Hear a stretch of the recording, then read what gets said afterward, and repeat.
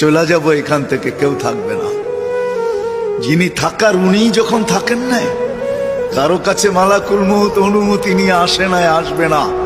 শুধু একজন মুহাম্মদুর রাসূলুল্লাহ সাল্লাল্লাহু আলাইহি ওয়াসাল্লামের কাছে মালাকুল মউত যখন আসছেন, তো আল্লাহ বলছে বন্ধুর কাছে অনুমতি নিয়ে ঢুকবে। অনুমতি দিলে ঢুকবে, নাইলে ফিরে আসবে। বন্ধু আমার, খবরদার অনুমতি ছাড়া যায় দরজায় ঢুকা যাবে না।